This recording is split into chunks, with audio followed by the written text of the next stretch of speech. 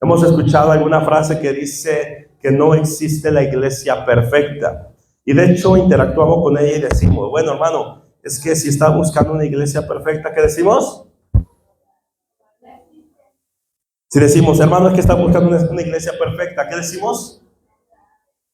No existe. Y luego todavía le argumentamos y decimos, bueno, y si la encuentras, ¿qué? ¿Por qué? Porque si vas, dejaría de ser perfecta. Nosotros escuchamos esta frase y decimos, es que no existe iglesia perfecta, pero sin ser un hereje, hoy quiero compartirte que sí existe una iglesia perfecta. Pero antes de que me catalogue como hereje o me excomulgues de esta congregación, hermano, déjame un poquito explicarte, ¿te parece? Yo creo que ocupamos esta frase de no existe una iglesia perfecta solamente para minorizar la patética vida espiritual que muchas veces nosotros llevamos. Muchas veces ocupamos esta frase solamente para hacernos sentir bien a nosotros mismos y no sentirnos tan mal de la deficiencia en la vida espiritual en la que llevamos. Pero quiero decirte el día de hoy, la iglesia perfecta sí existe, hermano. Dile que está a tu lado, sí existe la iglesia perfecta.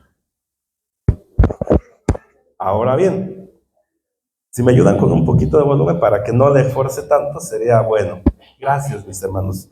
Si no afecta y si afecta, así está bien. Muy bien, pero para argumentar un poquito sobre esto, me gustaría compartirte que yo tenía hace unos 7 años una camioneta Ford Ranger modelo 95, color azul marino. Una camioneta de redilas, pero hermosa para mí, hermano. Chula de bonita, grandota así, sus llantotas. Me gustaba mucho mi camioneta. Y esta camioneta para mí, esta camioneta Ford Ranger modelo 95 de redilas, para mí era perfecta, hermanos. Pero pasaba algo. Siempre que alguien se subía, siempre que alguien la utilizaba, expresaba comentarios como por ejemplo, ay pastor, no le funcionan los limpiadores. Había otros que decían, pastor, no le baja un vidrio. No faltaba el que decía, siempre está sucia. Pues nosotros vamos a Chimalhuacán, hermano, 2-3 veces por semana. Ahí está la otra iglesia que estamos sirviendo. Pues aunque tú la laves, vas a Chimalhuacán y regresas, hermano, está sucia. No dan ganas ni de bañarse para ir a Chimalhuacán, hermano, porque vas limpio y regresas sucio. Pero siempre hay comentarios de estos. Comentarios de que, híjole, tiene un rayón, mira, aquí tiene un golpe, como que le faltan llantas, como que se siente un poquito lenta. Bueno, en boca de otros, en la perspectiva de otros, mi camioneta tenía muchísimos efectos. Ante la perspectiva de los demás, mi camioneta siempre tenía fallas y siempre tenía defectos. Pero ¿sabes algo? Mi camioneta era perfecta, porque mi camioneta cumplía el propósito por el cual yo la había comprado. Se ajustaba al precio que yo podía pagar. ¿Estamos aquí? Para mí era perfecta, porque no podía pagar algo más. Era perfecta porque pude pagarla costeando el costo de ella. Era perfecta porque yo la compré con el único propósito de que me llevara a Chimalhuacán y me llevara al culto y me llevara a visitar a los hermanos y me llevara a evangelizar. Y hermano, la camioneta que yo tenía era perfecta porque cumplió su propósito. Todos los días durante 7 años mi camioneta me llevó a Chimalhuacán 2-3 veces por semana y nunca me dejó. No importaba si llovía, no importaba si habían baches, mi camioneta me llevaba y me traía. Las combis de Chimalhuacán para acá salen hasta las 9 de la noche. Hermano, nosotros terminamos de la iglesia a las 10 de la noche aproximadamente, ya atendiendo a los hermanos, los ensayos, cerrar puertas y todo. Entonces yo me podía venir a la hora que yo quisiera. Cuando salíamos a evangelizar, se subían 20 hermanos, le llegué a meter 20 personas a esa camioneta Ford Ranger modelo 95. Entonces, mi camioneta para mí era perfecta. ¿Por qué? Porque cumplía el propósito por el cual yo la había comprado.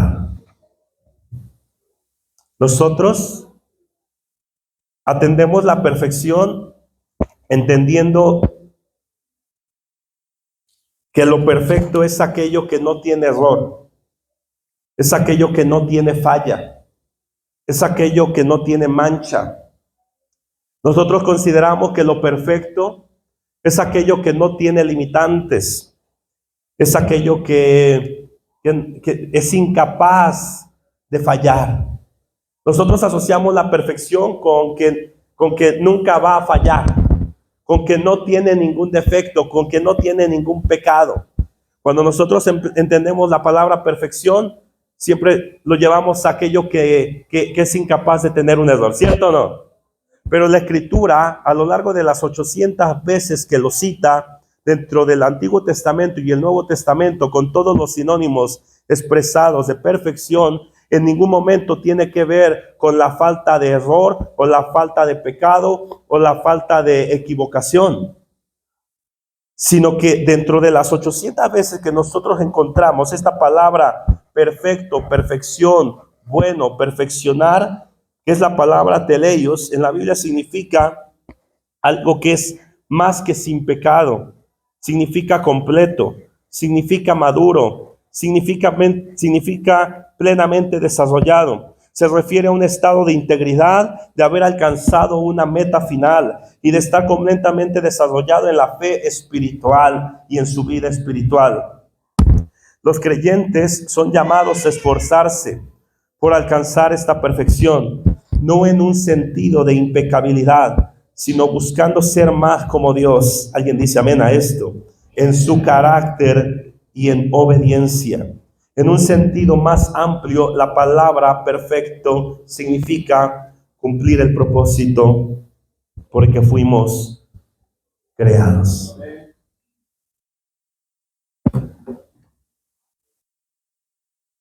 Cuando el Señor crea a Adán y a Eva y se cumplen todos los días de la creación, hay un momento que Él expresa y dice, y vio Dios que era ¿qué? Que era bueno. Y vio Dios que era bueno.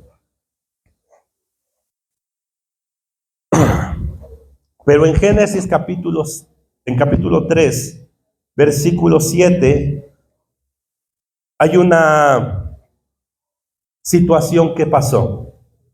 En el 3, Adán y Eva pecaron delante de Dios, transgredieron la ley, fallaron, desobedecieron, comiendo del fruto del cual el Señor les había dicho que no comieran.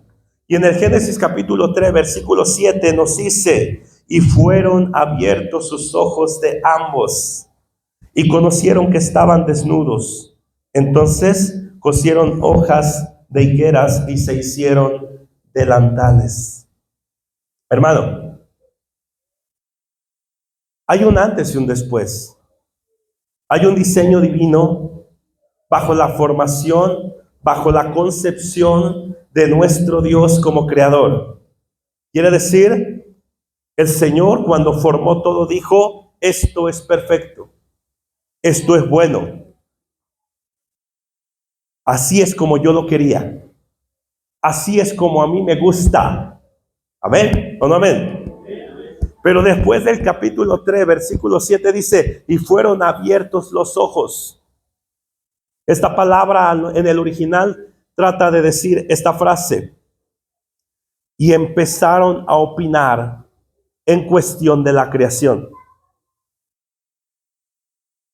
Lo que Dios considera perfecto, hermano, lo que Dios creó, Él lo considera perfecto y lo considera bueno. Pero no es hasta que el hombre interviene que empezamos a distorsionar las cosas que Él considera perfecto. No es hasta donde el hombre interviene por el pecado que empezamos a distorsionar lo que Él creó como bueno. Empezamos a opinar y decimos, bueno, yo considero que así estaría mejor. ¿Cierto o no? ¿Por qué? Porque si el Señor los había creado y los dejó desnudos, que era bueno que estuvieran desnudos. Eso era lo bueno. Pero cuando empezamos a opinar y decimos como que estamos desnudos, creo que podemos estar mejor y nos hacemos delantales, es la opinión pecaminosa del hombre y accionando aquella perspectiva humana, pero que no es la voluntad de Dios. No sé si hasta aquí me está siguiendo. Vuelvo a recuperar esto. Lo que Dios creó es bueno, hermano. El diseño de Él es bueno. Lo que Él creó es perfecto. El problema no es Él. El problema es cuando el hombre interviene. El problema es cuando el hombre se involucra, que empieza a distorsionar. Y lo que Dios consideraba bueno, el hombre empieza a opinar. Y empieza a decir, como que lo podemos hacer mejor. Como que no funciona de esta manera. Y empezamos a intervenir. El Señor dijo, varón y hembra los creó. Y los dos eran una sola carne, ¿cierto o no? Les dio roles. El hombre se va a ir a trabajar, la mujer va a cuidar chamacos y los tendrá con dolor. ¿Lo dijo el pastor o lo dijo Dios? Pero ¿qué hace el hombre? ¿Qué está haciendo nuestra sociedad? Empieza a opinar y dice, pero como que puede ser mejor si ahora con hombre podemos tener una relación. Como que puede ser mejor si ahora el hombre se queda a cuidar chamacos y la mujer se va a trabajar. Y empezamos a distorsionar el diseño divino de Dios en cuanto a lo que Él había creído bueno. No estoy diciendo, hermano, que la mujer trabaje o no trabaje, no es el tema. Solamente te trato de decir que hay un diseño original, que hay un diseño que a Dios le agrada, que hay un diseño que Él formó y Él declaró y dijo, esto es bueno. Pero cuando el hombre opina, es el problema. Cuando el hombre interviene en su pecado, es donde hay problema. Es donde fallamos. Es donde distorsionamos lo que realmente era bueno. Y encontramos en la distorsión del diseño de Dios un montón de problemas, un montón de situaciones que nos alejan de su voluntad y que terminan destruyendo nuestra vida, nuestro camino y nuestras generaciones y nuestra sociedad. Es cuando el hombre interviene, donde la sociedad empieza a venir en decadencia. Por eso hay tanto divorcio, por eso hay tanta problemática en nuestro entorno social, porque distorsionamos el diseño original de Dios. Ahora bien, con todo esto, hermano, Dios creó la iglesia y formó la iglesia bajo un diseño que conforme a su perspectiva y su voluntad, este diseño es bueno y no debería de cambiar, no debería de ser diferente. El problema es cuando el hombre empieza a intervenir en el diseño de Dios.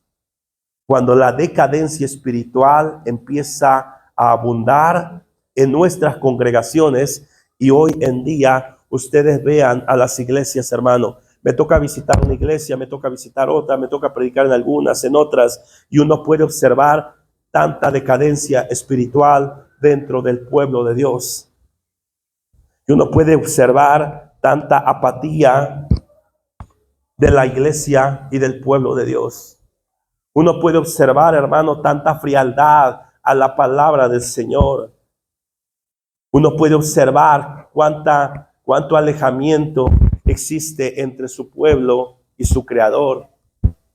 Nos toca observar a donde quiera que vamos la condición espiritual en la que la iglesia se encuentra. Pero sabes, es porque el hombre ha opinado bajo el diseño de lo que debería de ser la iglesia. Hechos capítulo 2 nos da las bases.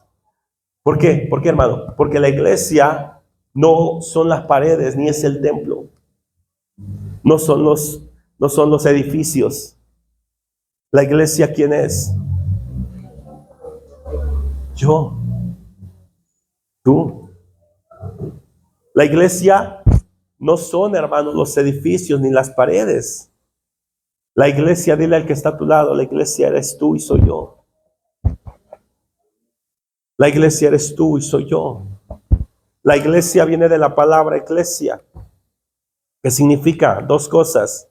Segregados del mundo, significa separados del pecado, separados de esa esclavitud y congregados con el propósito de darle gloria y honra a nuestro Señor y Salvador, aquel que nos dio libertad. Aunque no te la creas, es cierto. La iglesia es aquella que es llamada a salir fuera del mundo, hermano, separada de esa condición. Y nos reunimos con el propósito de darle la gloria y la honra a nuestro Señor y Salvador. ¿Cuántos lo creen?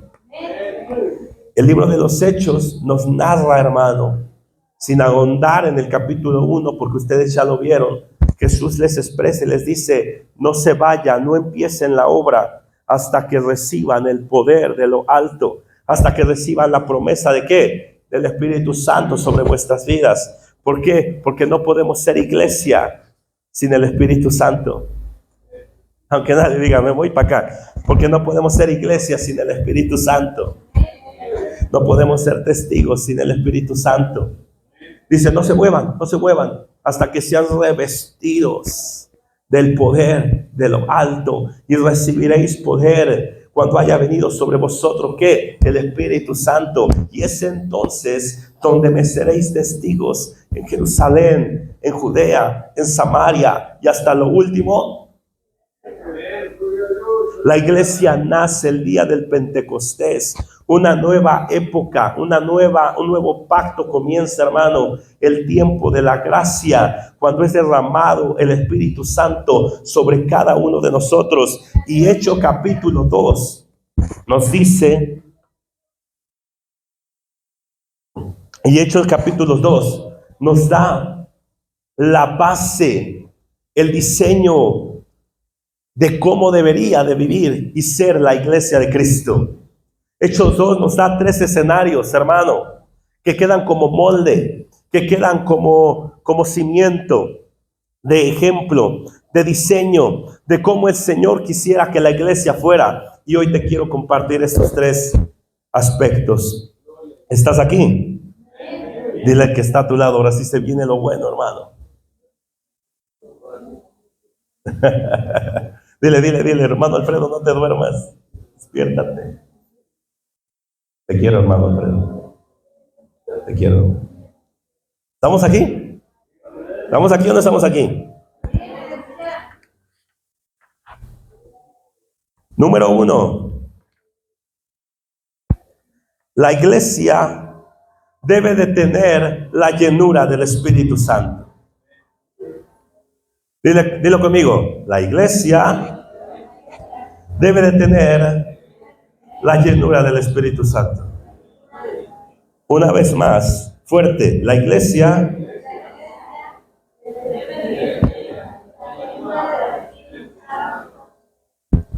iba a agarrar mi celular, pero lo tiene mi hija que está grabando. ¿Alguien tiene un iPhone aquí, hermano? Un iPhone. Ay, hermana, 16 Pro Max. Bueno, imaginemos que es un iPhone 16 Pro Max. El mejor, ya hay 17 creo, ¿verdad? Si no me equivoco, creo que ya está ahí 17. Imagínate que mi hermana Eli tiene su iPhone 17 Pro Max. Wow. Pero solo lo ocupa para hacer llamadas. ¿Qué dirías? ¿Qué dirías, hermano? Qué desperdicio de dinero, hermano. Qué desperdicio de teléfono, de verdad. Porque las aplicaciones que puede tener ese iPhone, la memoria que puede tener, la conectividad que puede tener y todas las funciones que puede tener un iPhone 17 Pro Max me harían más fácil la vida, ¿cierto o no? Si voy a ocupar notas, le pongo ahí grabadora o grabador de voz y puedo grabar. Y ya con la IA, que lo puedo descargar, que puedo ocuparla, me puede hacer hasta un resumen de lo que estoy haciendo. Con mi celular puedo bajar una aplicación y checar mis niveles de temperatura, presión y hasta glucosa. Me dice cuántos pasos puedo dar al día. Es más, si yo quiero llegar a algún lugar, le pongo ahí GPS, no sé cuántos hay más, Google Maps, no sé. Y hasta me dice, a la derecha, Juan Carlos. A la derecha otra vez, Juan Carlos. Te dije que a la derecha, Juan Carlos. Y todas las funciones que tiene, ¿para qué? Para facilitarme la vida. Iglesia de Cristo. La iglesia, el diseño de la iglesia debe de estar basado en tener la llenura del Espíritu Santo. Pero teniendo el poder de la palabra dunamis, quiere decir un poder que no es intrínseco de nosotros, sino es extrínseco, quiere decir de una fuente externa que no es tuyo propiamente, sino proviene de Él, que está contigo, que está en ti. No sé si me estás entendiendo, hermano. No sé si hablamos idiomas distintos, pero a ver otra vez. Vuelvo a repetir. Tú y yo, el día que aceptamos a Cristo como único y suficiente Salvador, fue derramado el Espíritu Santo sobre nosotros. Ahora nosotros somos templo del Espíritu Santo. Y tenemos en nosotros, hermano, aquel que es poder, aquel que todo lo puede, aquel que todo lo sabe, aquel que todo lo conoce y aquel que en todo lugar está. Y teniendo este Dios poderoso y teniendo este poder, hermano, que Dios nos presta para beneficio del pueblo, para beneficio de la obra, estamos como aquel que tiene un iPhone 17 Pro Max y no lo ocupamos. No lo ocupamos. Está ahí en nosotros. Su poder en nosotros. Un poder capaz de hacer lo imposible. Un poder que es capaz de hacer más de lo que tú puedes hacer y llevarte a lugares donde tú no puedes pensar ni siquiera en llegar. Este poder está en nosotros. Y a veces nosotros lo desperdiciamos. Y ni siquiera sabemos que está en nosotros. La iglesia de hoy en día no sabe que el Espíritu Santo está con ellos. Por eso, hermanos, se la viven llamándole al pastor para que venga a orar por un enfermo que tienen. Porque no han entendido que el Espíritu Santo que mora en el pastor es el mismo Espíritu Santo que mora en ti. Desconocemos todo lo que Dios puede hacer. Pastor, predíquele a mi hijo. Predícale tú. Es tu problema, es tu hijo, es tu necesidad. Tú necesitas orar por él. Porque el mismo Espíritu Santo que toca el corazón a través de la vida del pastor o del líder o de ese hermano espiritual, es el mismo Espíritu Santo que mora en ti y que te dará las palabras adecuadas para hablar lo que él quiere hablar. Y cuando tú sientas que no puedes, hermano, ¿por qué tanta depresión? ¿Por qué tanta ansiedad? ¿Por qué tanta tristeza y apatía en el pueblo de Dios y tanto sufrimiento? Porque se les ha olvidado que hay un Dios poderoso que habita en los corazones, que te anima y te dice: levántate, yo estoy contigo. Yo soy Jehová tu Dios, el que te sustento con la diestra de mi justicia. Nunca te dejaré y nunca te desampararé. Siempre estaré ahí. Cuando estés enfermo, yo seré tu sanidad. Cuando te falte algo, yo seré tu provisión. Hermano, allá afuera hay personas que están en drogadicción. Allá afuera hay matrimonios que se están viniendo abajo. Allá afuera hay personas en depresión. Allá afuera, hermano, hay gente que está enferma. Allá afuera hay personas que viven en necesidades. ¿Y qué está haciendo el pueblo de Dios?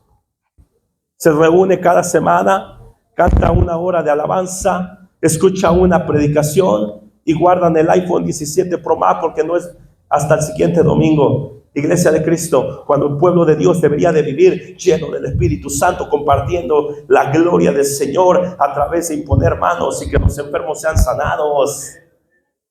Deberíamos de decir: en el nombre de Jesús, aquellos demonios salen fuera.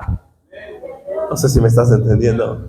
No sé si esto lo desconozcas, hermano. La iglesia, el modelo de Dios, narrado en el Hechos 2 y en todo Hechos, hermano, es una iglesia que vive bajo el poder del Espíritu Santo. Milagros deberían de estar sucediendo en este lugar. Gente transformada debería de estar viviendo en este lugar. Gente cada 8 días debería de estar entrando a esta iglesia. Miren, hermanos, miren, yo nací de nuevo en este lugar hace 25 años. Y siempre he dicho, este lugar es privilegiado, es un paso para todos lados. ¿Qué está pasando entonces? ¿Por qué veo lugares vacíos cuando en ese lugar se puede sentar un enfermo que pudo haber sido sanado? Porque en ese lugar pudo haber sentado un matrimonio, hermano, que se estuvo rompiendo, pero llegó Cristo a sus vidas y lo que era imposible para el hombre, para el Señor fue posible. Pero ¿por qué hay lugares vacíos? Porque la iglesia de Cristo dice como que somos una mejor iglesia viviendo así. Ni tú te metes conmigo, Satanás, ni yo me meto contigo. Cada quien por su ladito. Y empezamos a opinar de lo que sería mejor para la iglesia. Y es ahí donde empezamos a distorsionar el diseño de Dios. Y la iglesia deja de ser iglesia y se convierte en un centro comunitario o en un centro de servicio social o en un comedor o qué sé yo, hermano. Y deja de ser iglesia. La iglesia es iglesia porque tiene al Espíritu Santo haciendo lo imposible, transformando vidas, dando vista a los ciegos, dando libertad a los cautivos, levantando paralíticos. Esta es la iglesia que Dios quisiera que fuésemos. ¿Qué está haciendo la iglesia? Ni siquiera podemos ser transformados en nuestro carácter. Seguimos siendo los mismos egoístas, seguimos siendo los mismos orgullosos, los mismos antipáticos, los mismos peleoneros. ¿Por qué? Porque no conocemos al Espíritu Santo. ¿Sabes algo? Porque nuestro cambio proviene de Él. El fruto es el fruto ¿de quién? De Él. Es el fruto del Espíritu. Amor, gozo, paz, paciencia, benignidad, bondad, fe, templanza, mansedumbre. Contra tales cosas no hay ley, pero provienen ¿de dónde? De Él. Los dones provienen de Él, dice Primera de Corintios capítulo 12. De Él provienen los dones, de lenguas, discernimiento, de milagros. Yo te pregunto, iglesia, ¿se parece a tu iglesia? Vidas transformadas, gente en paz, gente en gozo, gente en plenitud, gente viviendo en profecía, en palabra de ciencia, en lenguas. O a lo mejor se te hace una iglesia extraña y dices, ¿qué es eso? Quiero decirte que es el modelo de Dios. No es mi modelo, hermano. Es el modelo de Dios. Es el modelo de Dios. Y no se diga los ministerios. Dice igual, es el 1 Corintios 12, porque los ministerios los da Él. Yo creo que aquí hay pastores. Yo creo que aquí hay evangelistas. Yo creo que aquí hay maestros. Yo creo que aquí hay profetas. Deberían de estar saliendo. ¿Sí me entienden, iglesia de Cristo? El modelo de Dios estaba forjado por la llenura del Espíritu Santo. La gente a su alrededor podía ver a aquellos hombres reunidos recibiendo el poder de lo alto, como lo vemos ahí en Hechos capítulo 2, versículo 1 al 4. Cuando llegó el día del Pentecostés, estaban todos unánimes juntos. Y de repente vino del cielo un estruendo como de un viento recio que soplaba, el cual llenó toda la casa donde estaban sentados. Y se les aparecieron lenguas repartidas como de fuego, asentándose sobre cada uno de ellos. Y fueron todos llenos del Espíritu Santo. Si ustedes siguen la historia, la gente a su alrededor se maravillaba y decía, ¿qué tienen estos? ¿Qué tienen estos? Paraje Zacatepec debería de conocer que aquí hay una iglesia que vive llena del Espíritu Santo, hermano. La iglesia debería de reflejar lo que Dios quiere que reflejen. La iglesia debería de cumplir su propósito y ser perfecta en este aspecto del modelo establecido por Dios.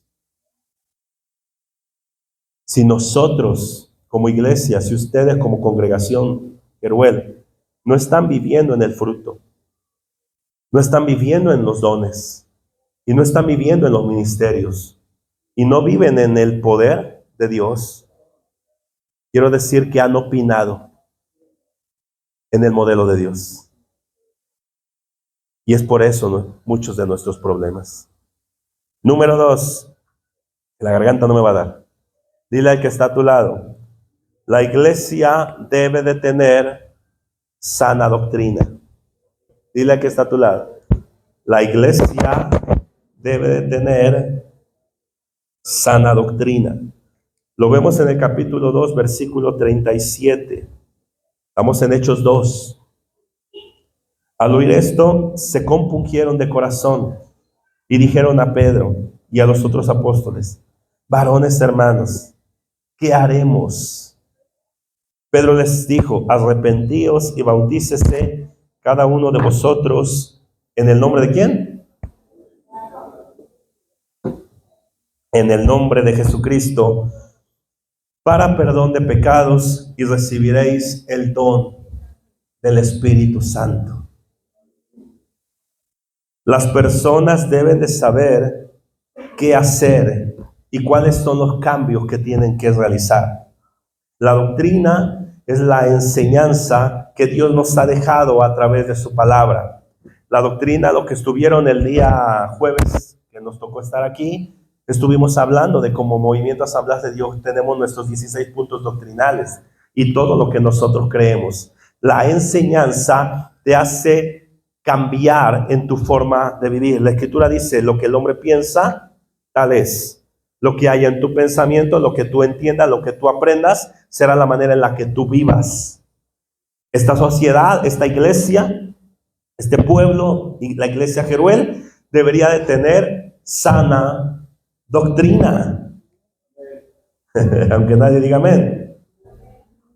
Hoy en día, muchos cristianos siguen practicando costumbres como participar del Día de Muertos. Y hasta su pan de muerto se comieron, hermano. Híjole, ya hay varias caras que dijeron, ¡ay! Puedes opinar, claro, opina sobre el modelo de Dios. Pero la Escritura es clara en el Antiguo Testamento y en el Nuevo Testamento. Nada sacrificado a los ídolos. Nada, hermano. Ni ahogado, ni sangre. Y es claro, no participes de aquellas costumbres que transgreden la ley de Dios. Hay costumbres buenas, costumbres que no transgreden, pero hay otras que sí transgreden. Y el cristiano debe de tener sana doctrina para saber qué puede hacer y qué no puede hacer. Pero opinamos y decimos, ¿qué de malo tiene un pan, pastor? Yo te pregunto, ¿qué de malo tiene que no te lo comas?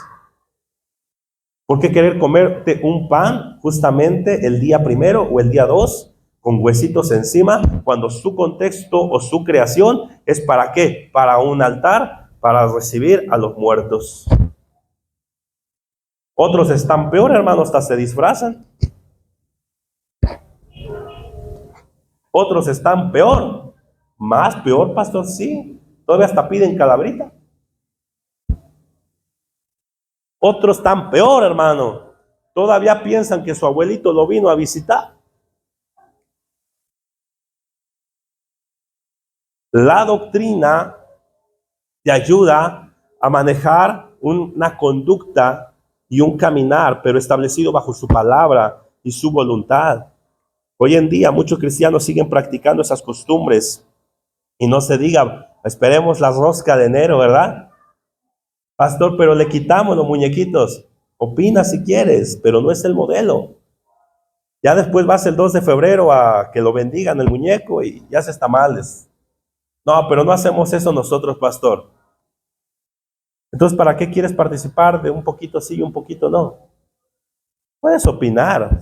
Tú opina lo que tú quieras, hermano.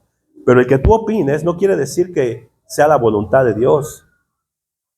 Muchos piensan que tener una Biblia abierta en sus hogares o en su trabajo es de buena suerte. Y de verdad, hermano, me ha tocado ver cristianos que dicen, yo tengo mi Biblia, hermano, pastor, ahí en mi trabajo, siempre está abierta. ¿Y? ¿Como para qué te sirve que esté abierta? Léela. Mejor vive como Dios quiere que vivas. Pero todavía hoy que hay cristianos que piensan que tener la Biblia abierta les trae buena suerte y deja de ser un manual de vida y se convierte en un amuleto. ¿Estamos aquí, Iglesia de Cristo? Híjole, ya no hay tantos amenes. Muchos cristianos siguen pensando que todo se debe de ungir con aceite. Pastor, ¿puede ungir con aceite mi casa? ¿Puede ungir con aceite mi coche? ¿Puede ungir con aceite mi perro, hermano? Y ya, todo, litros de aceite, hermano. Nada que ver.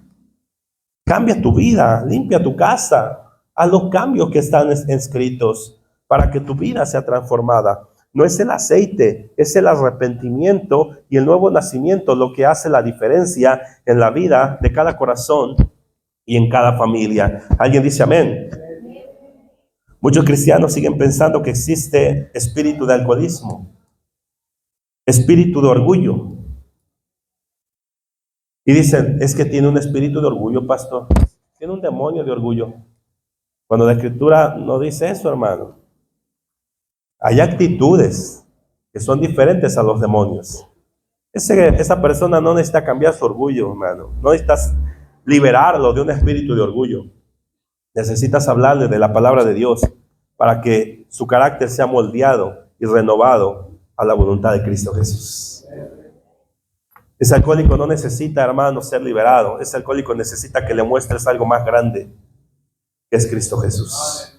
Hablábamos en las semanas pasadas acerca de la drogadicción, que te hace dependiente, te hace tolerante y luego dependiente. Una persona empieza a tolerar un poquito de alcohol, pero después se hace dependiente a ese mucho alcohol. Y existen muchos tratamientos, pero una de las formas de ayudar a una persona en alcoholismo es mostrarle algo más glorioso que aquello que está consumiendo. Cada que un alcohólico toma, suelta dopamina. Esa dopamina lo hace sentir bien y evade la realidad. Hermano, ¿quieres ayudar a un alcohólico? Muéstrale algo más grande que el alcohol. Muéstrale algo más satisfactorio que el alcohol. Que le suelte más dopamina, hermano. Y quiero decirte, la solución la tienes tú. Se llama Cristo Jesús. Muchos siguen decretando y pactando. Yo decreto, yo declaro, yo pacto con Dios. Ni tú y yo somos reyes, ni tú y yo tenemos la suficiente fuerza para cumplir las promesas que le hagamos a Dios, hermano. Así que esto sale del contexto de lo que tú y yo pudiésemos hacer. Otros siguen escuchando música secular. Y dicen, pero ¿qué de malo tiene, pastor, que le dedique, no sé, rata de 2 patas a mi esposo? ¿Qué de malo tiene? ¿Qué de malo tiene, pastor? Bueno, o sea, ¿por qué nuestra sociedad está como está, hermano? Porque se han olvidado del diseño de Dios. Y empiezan a opinar. Y empiezan a considerar que lo que hacen es mejor. Pero no se dan cuenta que en vez de que la iglesia vaya a un avivamiento cada día más, la iglesia va a un ¿qué? Adormecimiento cada día y cada semana que pasa. Diga conmigo, santo. La iglesia, Jeruel, debe de reconocer si su doctrina es correcta. Ojo aquí, no quiere decir que lo que se predique desde el púlpito, hermano. Quiere decir lo que tú, como persona, como hijo de Dios, estás leyendo en la Escritura, y si eso que está leyendo y la interpretación que le estás dando es la correcta. Porque podrán predicar aquí muy bien, y yo sé que aquí hay excelentes predicadores, muy buenos, hermano, muy sabios, Pero la iglesia estará entendiendo realmente esto. Porque cuando aquellos apóstoles terminaron de compartir este mensaje, dice la Escritura que el corazón de los oyentes se contristó, se compungieron. Quiere decir que la palabra les tocó. Quiere decir que la palabra les llegó. Y en ese momento de que la palabra les llegó, preguntan, ¿qué haremos entonces? Cuando nosotros predicamos la sana doctrina, entonces el corazón de las personas es receptible a un cambio. No sé si estás aquí o no estás aquí. Cuando la palabra es sana, el corazón de las personas es receptible a un cambio. No se trata solamente de imponer, se trata de compartir la sana doctrina, y la misma palabra, hermano, hará el efecto que nosotros somos incapaces de hacer. 3. Dile al que está del otro lado para que se despierte también. La iglesia debe de tener unidad en el cuerpo de Cristo. Dí conmigo, santo. Dile que está atrás. La iglesia debe de tener unidad en el cuerpo de Cristo. ¿Dónde lo podemos ver? Hechos capítulo 2, verso 44. Todos los que habían creído estaban juntos y tenían en común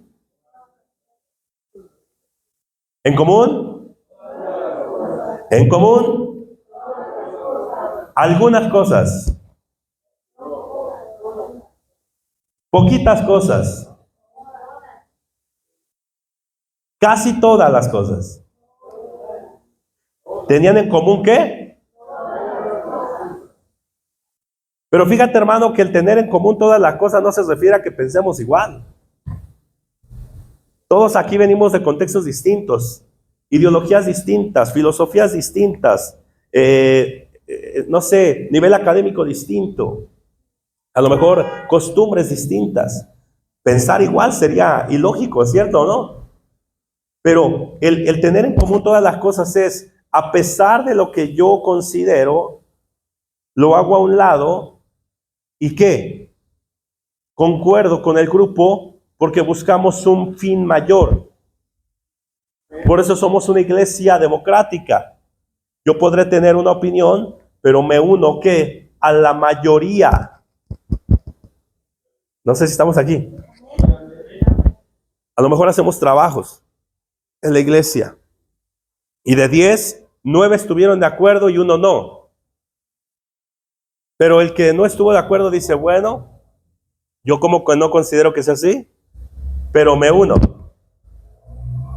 Y resulta que lo que planearon no fue bueno. El 1 no dice, se los dije. ¿Me vieron como yo tenía la razón? No. El tener en común todas las cosas es,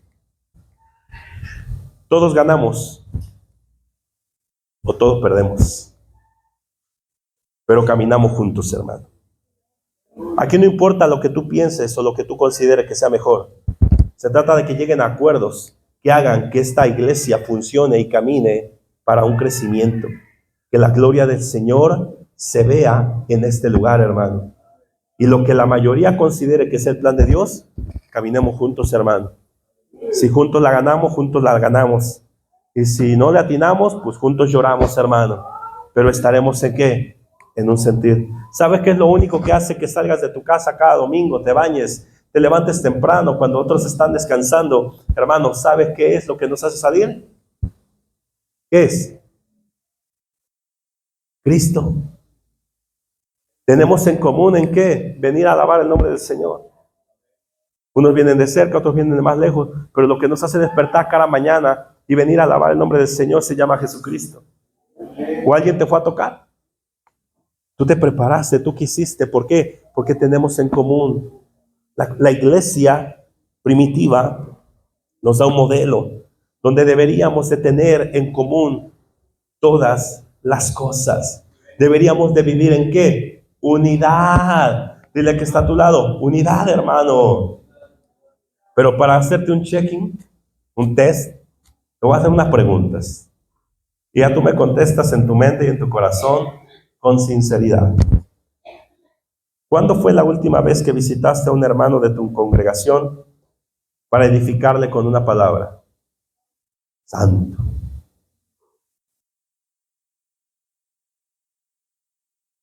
Que fuiste explícitamente a decir, hermano, sentí de Dios venir a orar por ti, por tu necesidad, porque veo que andas batallando en alguna área.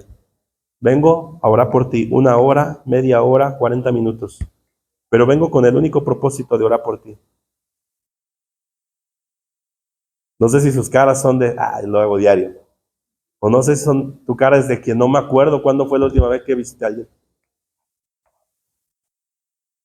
Tú contéstate, hermano. Número 2. ¿Cuándo fue la última vez que te reuniste con uno de tus hermanos para convivir y comer un sabroso asado?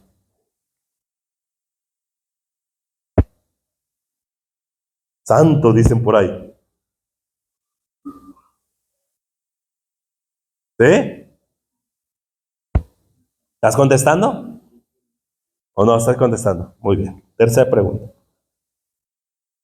¿Cuándo fue la última vez que realizaste con la iglesia alguna labor de evangelismo?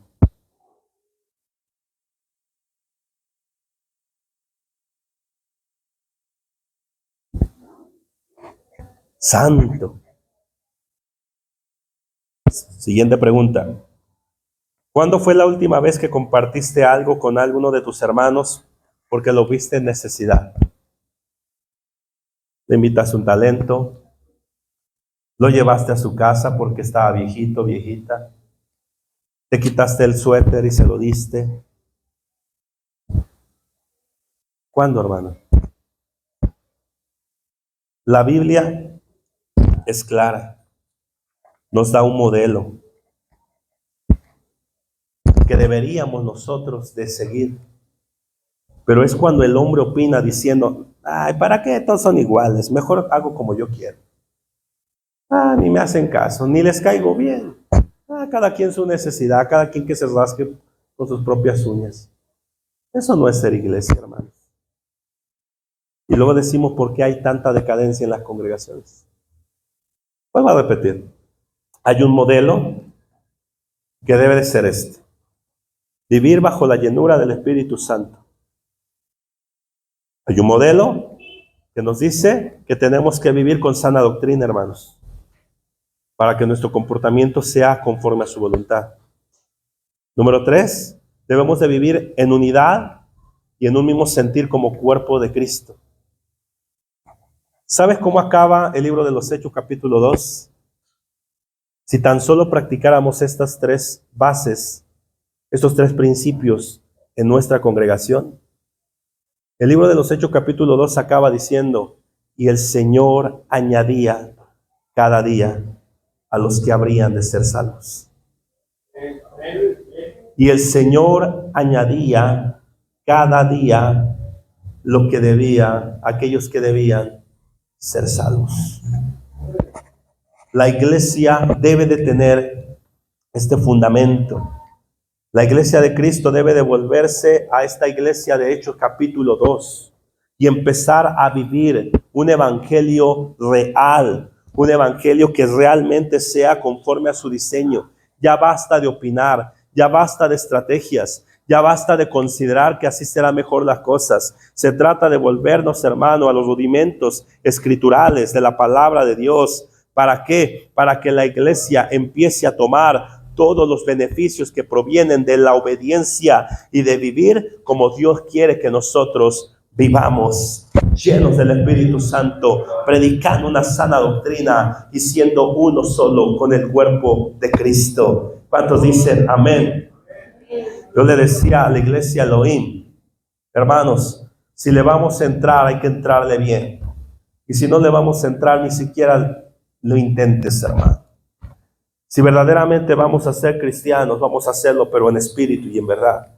Y si vamos a estar jugando a la iglesia, hermano, mejor para qué nos cansamos y nos despertamos cada domingo. Si nuestra vida va a ser una vida raquítica espiritual, ¿para qué nos cansamos? La Escritura es clara y te dice, el que sea limpio, límpiese más, y el que sea inmundo, ensúciese más. ¿Quieres vivir cochinamente en el mundo? Vive como tú quieras, hermano, allá afuera, y disfruta allá afuera si tú quieres, con su final y con sus consecuencias. Pero si quieres verdaderamente ser la iglesia de Cristo, empieza a tomar todo lo que Dios te ha dicho que quiere de ti, y empieza a agarrar las herramientas, hermano, para vivir como Dios quiere que vivas. Y este lugar, en el nombre de Jesús, será insuficiente, hermano, si tan solo hacemos lo que la Escritura nos dice. Créeme, el problema no está en Dios. Él añade cada día a quien ha de ser salvo. El problema de las bancas vacías no está en Dios. El problema está en nosotros, que no estamos haciendo lo que Dios quisiera que hagamos. Tal vez Jeruel no sea la iglesia perfecta ante los ojos y la concepción del mundo. Tiene muchos errores, muchas fallas, muchas deficiencias y limitantes, como también la iglesia Elohim y todas las de la sección 5, hermano. Pero créeme que sí podemos ser la iglesia que Dios considera perfecta. Esa iglesia que, a pesar de los errores, a pesar de sus limitantes y a pesar de todas las fallas que pudiese tener, cumplen el propósito por el cual Dios pagó por ella. Cristo murió por nosotros. Cristo murió por ti, hermano. Creo que podemos hacer por lo menos lo que tenemos que hacer, porque de tal manera, dice su palabra, amó Dios al mundo, que ha dado a su Hijo unigénito, para que todo aquel que en Él cree no se pierda, hermano, sino tenga una vida eterna. Si la iglesia vive llena del Espíritu Santo, vive en sana doctrina y vive en unidad, haremos y cumpliremos el propósito de la iglesia. Y entonces Juan 3:16 será un hecho en la vida de más de una persona. Cristo no murió, hermanos, solamente sin sentido. Porque Cristo murió, yo estoy parado en este lugar. Porque Cristo murió, tú estás aquí. Porque Cristo murió y derramó hasta la última gota de su sangre, tus pecados fueron perdonados. Y aún sin merecerlo, y aún sin ser los mejores, el Señor nos escogió y puso propósito en nosotros. Tenemos muchos errores y muchos defectos, pero no se trata la perfección de no tener errores, hermano. Se trata de que cumplamos con lo que el Señor nos está pidiendo que cumplamos. Se trata de que nos levantemos en el nombre de Jesús y empecemos a tomar el diseño divino de Dios en nuestras vidas. Y anhelo con todo mi corazón que este lugar, hermano, cada 8 días llegue gente nueva. Gente nueva, hermano. Pero esta gente nueva necesita esto. Necesita ver el poder de Dios. Necesita conocer la sana doctrina. Y necesita un amigo, un hermano en Cristo que lo aprecie, que lo quiera y que lo acompañe en este caminar y en este evangelio. Termino. Cuando yo nací de nuevo, hace 25 años, yo no sabía nada de Dios. Pero por primera vez me senté ahí donde está mi esposa prácticamente. Y yo vi a esta iglesia hace 25 años cantando: ¿cómo he de expresar la gratitud? Y yo veía gente danzando aquí. Y en un momento dije, estos están locos, ¿dónde me vine a meter? Y de repente escuché a otro profetizar y dije, ahora estos están locos. Pero había algo que me decía, quédate. Otros danzaban, otros oraban, otros alzaban sus manos. Y pude ver el poder de Dios. Mi madre, siendo una mujer impía, incircuncisa, filistea y pecaminosa, el día que aceptó a Cristo, el Señor la bautizó con su Espíritu Santo. Y toda una semana estuvo llena del Señor, hablando en lenguas, hermano. Mi hermana fue sanada pude ver el poder de Dios, hermano. Llegué a este lugar y vi la iglesia adorando y exaltando, y aunque tuve temor, su presencia me mantenía, y aunque no conocía y no entendía lo que pasaba, pero había algo más fuerte que me decía, sigue adelante. Pero ¿qué crees que pasó después? Me acuerdo de mi pastora, Rosita García, su pastora. Me sacó 3 meses a un discipulado, hermano, que nos los dio nuestra hermana Rebeca. Buena doctrina. 3 meses nos bautizamos. Hubo alguien que me acompañó en ese conocimiento de la Escritura. Después, ¿qué crees que pasó? Hubo un hombre, hermanos, algunos lo conocerán, otros no, que se acercó y me dijo, oyes, como que veo que ves mucho la batería. ¿Quieres aprender? Yo te enseño. Poder de Dios, sana doctrina, y un amigo de milicia, hermano, un hermano en Cristo que me dedicó tiempo de su vida. Este hombre que ves aquí adelante era pandillero, alcohólico, drogadicto y maleante, fornicario.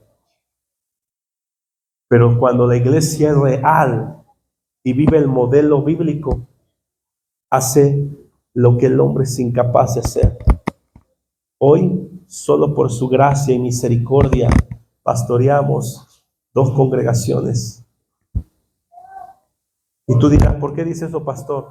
Porque lo que hizo en mí, hermano, el Señor en este lugar, lo puede hacer en ti y lo seguirá haciendo en aquellos que entren a este lugar. No sabes cuánta gente necesita poder de Dios, sana doctrina y unidad en el cuerpo de Cristo. Y si lo logramos hacer, el reino de los cielos se va a extender, hermano, y miles de personas vendrán al conocimiento de Cristo. ¿Cuántos dicen amén? ¿Cuántos quieren ser parte de esto, iglesia del Señor? Me parece que tienen la cena del Señor preparada.